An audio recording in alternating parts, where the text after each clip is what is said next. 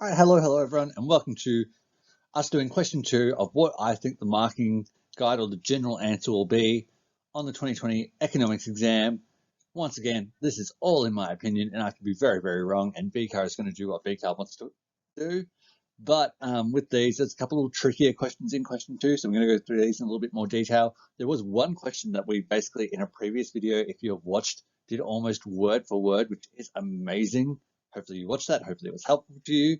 And now this is me just stalling, so this will end up being the thumbnail for the video. Otherwise, YouTube likes to pick the second bit, which is less pretty than this weird tessellated, colorful thing. So let's get on to the first part of question 2. So 2A, describe 2 economic reasons why the Australian government might find it difficult to achieve a budget surplus in the short to medium term. So one of the things that tripped up people here, and if I go to a highlighter, was the word reasons. The word reasons doesn't really come up that often. Essentially, what they were meaning was 2 economic factors of why, in the short to medium term, we're going to struggle to return to a budget surplus. They're expecting that we're not going to reach a budget surplus till 2030, 31-ish. And so that's going to be pretty important to talk about. So you're going to need 2 factors that might be the cause of that. So one is going to be, well, probably the pandemic. So we talk about the pandemic and the fact of the recovery from the pandemic is expected to take up to 10 years. That's going to mean we're going to need to be stimulating the economy quite regularly in that time. So the government's outlays are going to have to outweigh the receipts. We're going to need more outlays and less receipts in the near future over the next 10 years. And that's going to make it harder to achieve. So to me, 2 of your marks going at it right there. Another reason, because short to medium term, you could be talking very short term. Another thing you talk about is like the bushfires or climatic events.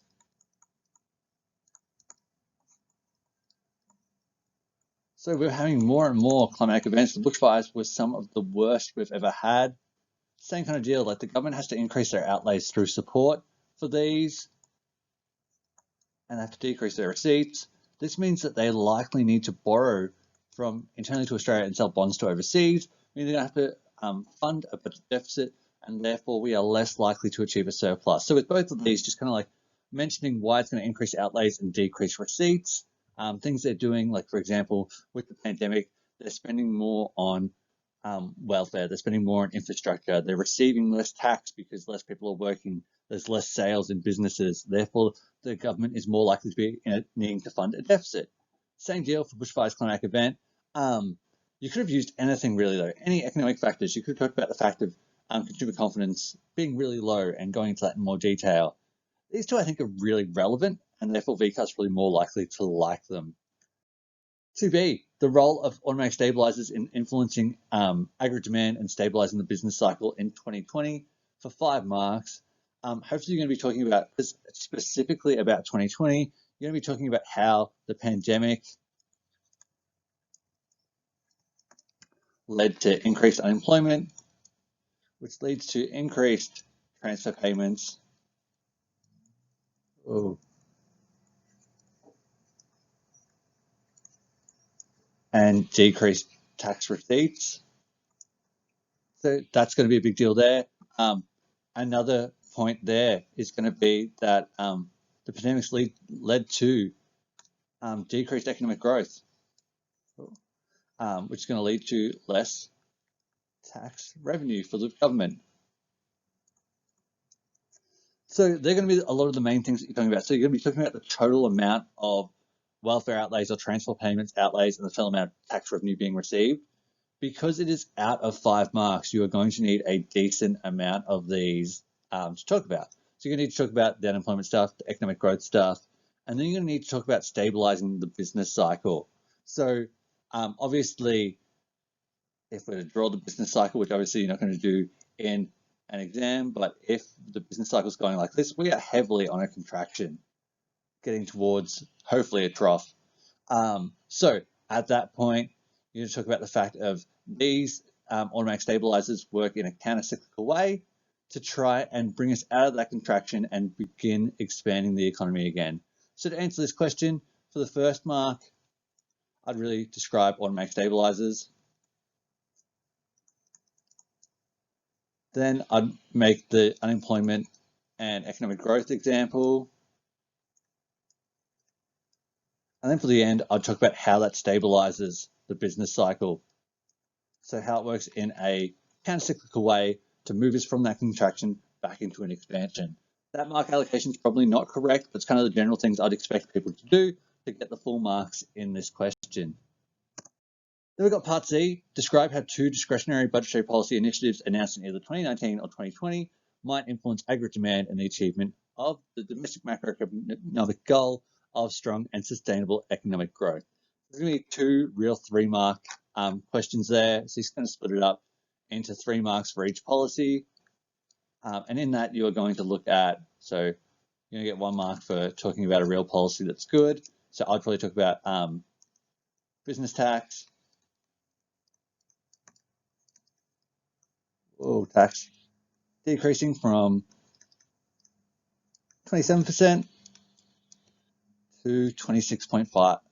27.5% to 26%. I'm going to talk about that. The fact of that will lead businesses to increase private investment spending, leading to increased aggregate demand, leading to increased economic growth. And obviously, you'd expand on that a lot more, but decreasing business tax is going to lead businesses more likely to invest and expand, which increases private investment spending, which increases aggregate demand, and increasing aggregate demand sends a signal to all businesses to increase their production, which will then increase the total level of goods and services being received, which will increase the overall rate of economic growth, bringing us closer towards that goal.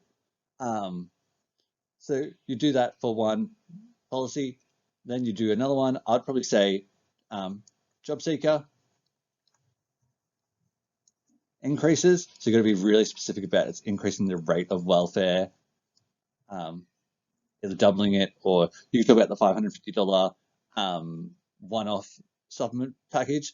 But essentially, this creates income for the people who no longer are working, which increases private consumption spending, increases aggregate demand, and then hopefully leads to an increase in economic growth. And so they would be your 2 kind of areas. You'd then get the marks from this area. I'm going to also say that you should have defined the goal. So that's not an S. So you should have defined the goal of strong and sustainable economic growth. Otherwise, you'd lose marks.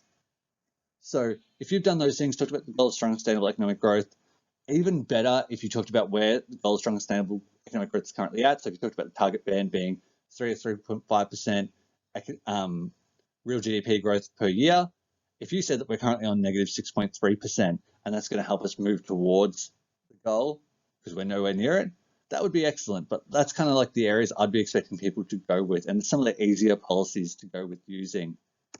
And then lastly, we're going to look at evaluate the effectiveness of monetary policy in 2020 in achieving the Australia's government's domestic macroeconomic goal of full employment. So I'd probably want you to give a general overview of monetary policy in 2020. So that's decreased cash rate from 0.75 to 0.1, expansionary stance.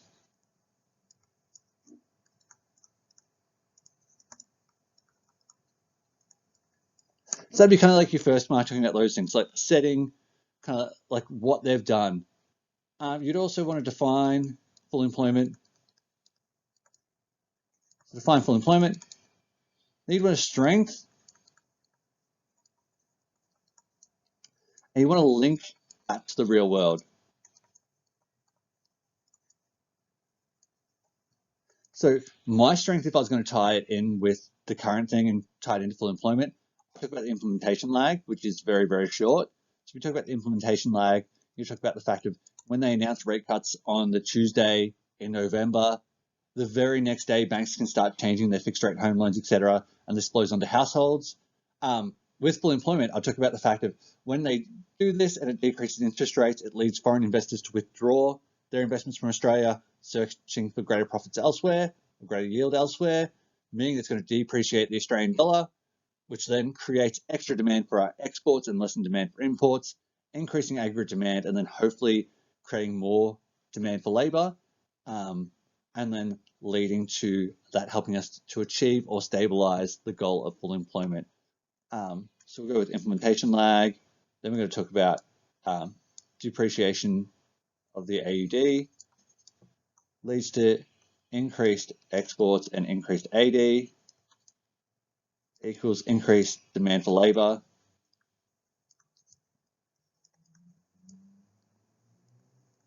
which decreases unemployment. And therefore, I think a lot of what I would have tried to say when talking about the goal of full employment, and this kind of talked about like trying to lessen the effect of job losses or kind of like stabilize unemployment rather than specifically decrease it, but decreasing the unemployment rate and helping move us closer to the goal of full employment would be great. Then when you start talking about a weakness, you might talk about the impact lag. You might also talk about it not being effective when we are in a kind of like trough or recession. So we might go with that. So not effective when consumers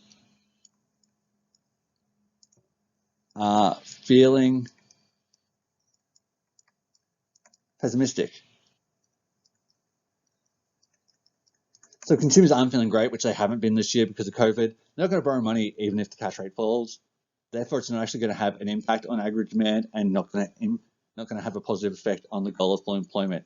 So if they're not going to borrow money, it's not going to have that benefit overall. You could talk about the fact of banks don't need to pass on rate cuts, so they don't have the full effect that their RBA intends. You talk about the impact lag of often the full effect of interest rate cuts aren't felt for 2 years, therefore it's not going to help us in the short term. But after weighing up these things, you're going to have to get to a concluding statement where you back up your statements with one way or the other. Don't sit on the fence, and that's going to be your last mark.